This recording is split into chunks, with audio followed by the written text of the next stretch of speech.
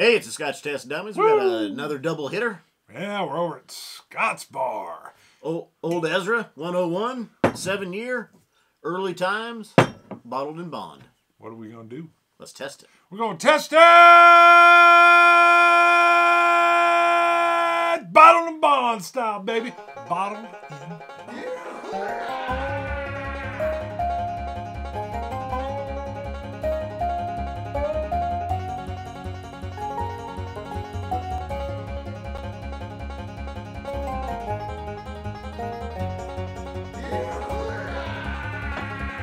In bond or on? Well, this one's bottled in bond. This one is not. That's 50%. It's not bottled in bond. Huh. Probably just hasn't been in a government-controlled warehouse. It's at least 4 years old. It's 50.5%. I was thinking it was bottled in bond too. Put a strap on it. Strap it. Warehouse. Strap it up. Strap it. Well, let's pour it up. I'm going to put one into the rocks glass, which is big. I'm going to put, That's a big pour right there. Well, look at that. That's pretty substantial, don't you think? Maybe not. That's bigger than what you just did. Early times, bottled in bond on the right. Ezra Brooks, 7-year, 101 on the left. For the first time, we doubled up. We doubled up because I wanted the Spartan helmet. Yeah. You've gone all into the futuristic Android head, which I dig. I like the futuristic Android head. And you were like, nope. And then I said, Spartan helmet will sell better. And you were like, bet it won't. Well, we'd already ordered the Android heads, and then you're all in for the Spartan helmet. Yeah. Spartan helmet. Bring it in. Let's go. Let's see. Boom. I think the Spartan helmet harkens back to... Spartan times? Yes. The Thermopylae. The Android head is cool. It's futuristic crash test dummies. Let's go left side. Let's do the Ezra Brooks we'll first. Do the Ezra. I like both of them though. These are both value oriented bourbons. Ezra Brooks is a Kentucky straight bourbon whiskey that's been charcoal mellowed. So this is the 7-year. It's 101, 50.5%. I believe this one's actually been discontinued from what I've been seeing online. I don't know. Because we did the barrel-proof version, right? Right. It's got a nice caramel finish. Popcorny, buttery, creamy. That's nice. Yeah. It's gotten better as it's been open, as it's oxidized a little bit. A lot of caramels. A lot. A little bit of oak, a little bit of cinnamon, vanilla. Good bourbon notes. That is good. Looking for a water. That's all right. No, more of a sipping water. I hate to give you the bottle. Cherry. Really just got a lot of cherry with it. So, like a cherry Coke. Here's let's talk about it. Kentucky straight bourbon whiskey, but it's charcoal mellowed. Right. Everybody hollers. Almost. Jack Daniel's is not a bourbon because of the charcoal mellowing process. But it legally is. Charcoal filtering. Right. It starts life as a bourbon. It goes through the Virgin maple barrels, Lincoln County method, maple oak or maple charcoal, filtering, and then everybody says it's stuff's been added to it. It can't be a bourbon. Yeah, no. That's one of the arguments about Still can be. So how does Ezra Brooks get away with charcoal mellowing? And they're not the only one. Someone else recently I saw is using charcoal mellowing on a Kentucky straight bourbon. That doesn't prevent it from being called bourbon. Jack Daniel's just wants to call theirs Tennessee whiskey. Yeah. But when you refer to Jack Daniel's being a bourbon, you incite riots. Yeah. It technically legally is because at least 2 years, 51% corn, and virgin oak charred barrel. So I had a drop of water. That's pretty good neat. That's real good neat. I like it. Creamy. Oh, since you had a rocks glass and a shots glass, I've got coin 161 and 159. Got about 100 of those left-ish. Probably less than that. All right. Spartan helmet. I do like the Spartan. I love the Android look, the futuristic Android. A little bit more of a nuttiness on the oak. I was drinking nuttiness. before nosing. I was like... Early Times Bottled in Bond. Kentucky Straight Bourbon Whiskey. Is this the one that I was just looking at that had been maple finish? I know what it was. It's the Johnny Drum. Johnny Drum is from the Willett Distillery, and it's a Kentucky Straight Bourbon Whiskey. It's been charcoal mellowed as well. We should have done that with this one. We should have. We could. Grab it. Just go wild. Is it there? Yeah. Pull it up. I just picked it up, too. So you said this one here was charcoal mellowed? Yes. Same as the barrel proof. Oh, look at that. I didn't read the sidebar there. Charcoal mellowed. Wow. Here we go. More glasses coming up. Look how you bring them up. Johnny Drum. I kind of like the look of that. This has an old world feel, almost like it's harkening back 163 to and the 164. 60s. It's called Private Stock. This reminded me of something else we've had. I pegged it right off the bat, and it's from the same distillery. It's a cousin to the one I'm thinking. I'll see if you can pin it. Well, I'm not going to be able to pin it. I'll call it now. It's another 101, though, I like. You might. Really? Yeah, this was another one. And actually, before we started filming, I considered having all three in here. And then I changed my mind and because I knew it was 50 as well. Ooh, that is good. Which one? The Early Times. Oop. Early Times has a hint of clove. Maybe some nutmeg. A little more honey cream. Well, isn't that something? Hey, isn't that something? Well, they're so distinctly different, yet whiskey... It's just like when I'm swimming in the cement pond. Isn't that something? You know, those boys from Kansas. Right there you can tell. It's just, that's this so far, moving from the Ezra Brooks to the Early Times, it's a perfect, well, it's the distinction between the two, yet you can tell they're bourbons. And the magic that can be done that's subtle. Wow, that is nice. It's the finish isn't as strong. It's a nice vanilla, hard candy vanilla finish. It's got a little root beer. Yeah, the finish keeps going. Oh, a little root beer on the Early Times. Isn't that something? I was surprised when I picked this one up. Really was. How much? We'll get into price. Okay.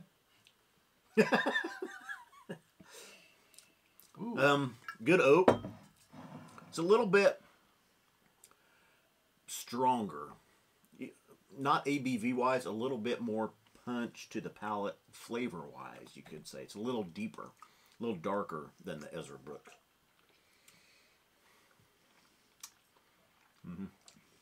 Back to the Ezra Brooks, still good. Just a little bit lighter flavor on the palate. A little bit lighter on the palate. This is a lot different. Yeah. So now that's the other Kentucky Straight Bourbon Whiskey that's been charcoal mellowed. Oh boy, this does harken. Yeah, I know. I got it exactly at the first, and right there, charcoal. Every drop is charcoal filtered. Boy, that does harken to something. I'm going to let that sit though. We'll just let it party a little bit, because that harkens to something that's so distinctly different. I almost got barley notes in here. Which one is that? It? You're on the Johnny Drum. A little more sparky. It tastes a little younger. How old is it? I don't think it says. Yeah, this one's younger. Definite grassiness, maltiness, almost like Westland. Yeah, that's exactly where I was like. It's almost like the Westland single malt. That's where I'm getting the barley from. Close, but still, there's a nuttiness in here. Think liquid peanut butter. And as soon as I taste it, I was like, God, that reminds me of so-and-so. Well, it's from the same distillery family. But yeah, definite. I got like a maltiness, grassiness with it as well. Really surprised me. Very different. All bourbons different. Right. 50.5%, 50%, 50. This is 50.5 as well. Yeah. 50. Yeah, same as the Ezra Brooks. Yep. Interesting. So, Ezra Brooks, 1995. Oh my gosh, that's good. I need some of that. That is really good. Now this is a 1 liter bottle. Yeah, I noticed A it's little bit a little bigger, a little thicker. $24. Great price. Great price. That is a steal. Yeah. I've seen some other bloggers. So I've seen some pictures on Instagram. Everybody's really digging this. This was the first time I had seen it. And I think they only push it out every once in a while. I don't know that it's like the Elijah Craig Barrel Proof, 3 times a year or anything like that. I don't know how often it comes out. Definitely worth picking up. Johnny Drum, $27. Wow. That's a great price lineup. Yeah. And these are extremely flavorful and yet uniquely different. Mm-hmm. Yeah. I got to say, my favorite, primarily due to the finish, is this Ezra Brooks with those popcorn buttered creams that are in the end. I'm still kind of puzzling out the drum here, because what it does remind me of is that grassy maltiness that I get from the Westland Barley's single malt. And I can't peg, although it does hit a memory circuit, but that circuit has lost its name. He's going to pull out the matching bottle. Noah's Mill. Oh, really? Yep, and it's the kind of the sister or the cousin distillery to Noah's Mill. We're not reviewing the Noah's Mill, but just take a little Sure. sip. All right. Let me cleanse a little bit because I've got that. I mean, it's another distinct. Now this is more cast strength though. This is 57.1%. Noah's Mill used to be like a 13-year-old bourbon, and they had to go NAS with it just because of demand. I've heard it's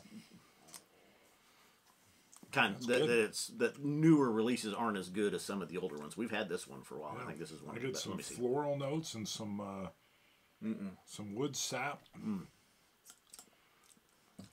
God, what? It's just a stronger proof version of that.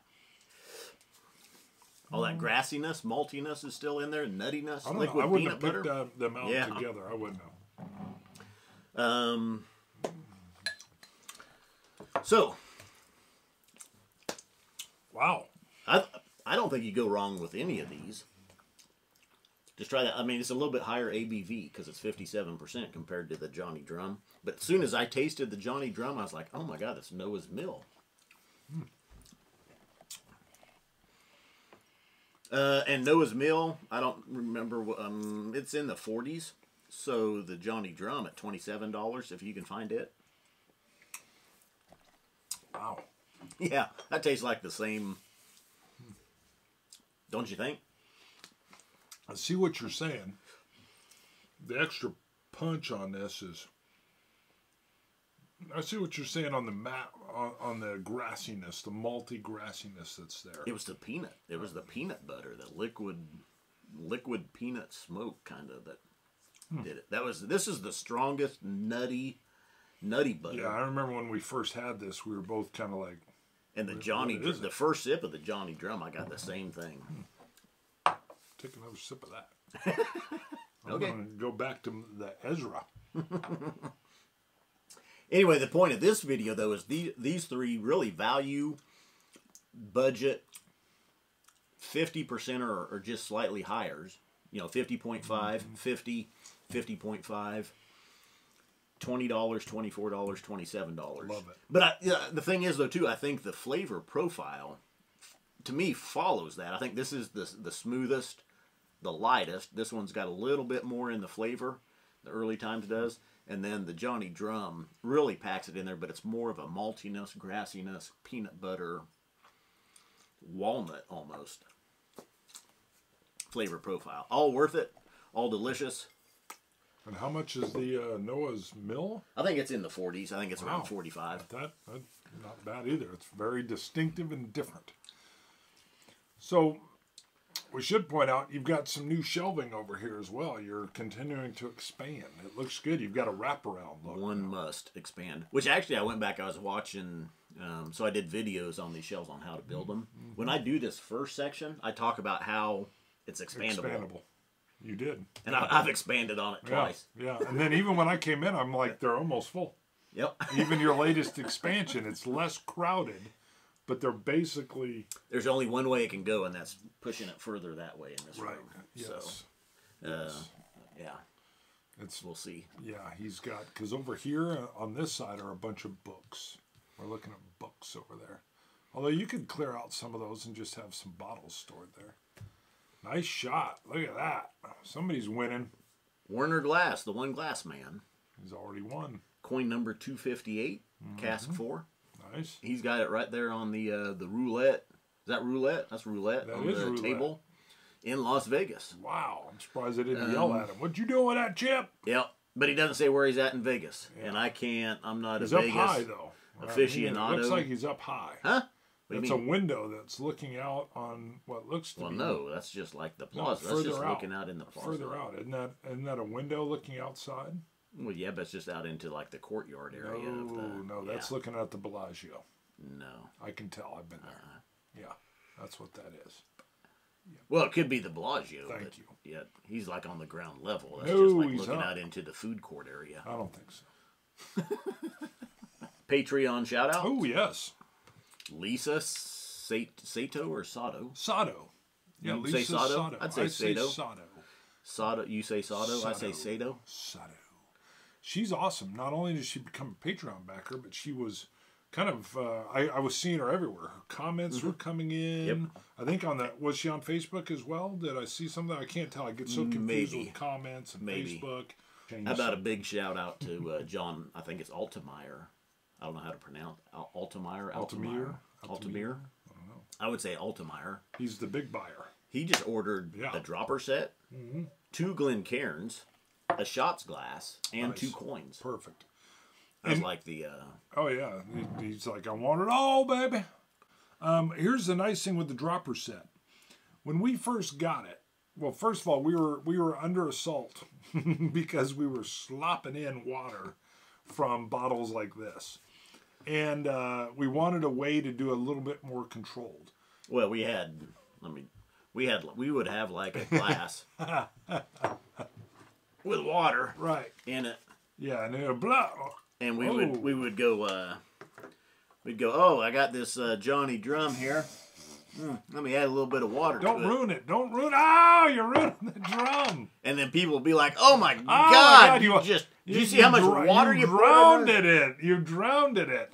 I don't have our full toast in front of me, so I'll say Scotch It, you Scotch gods. Cilantro.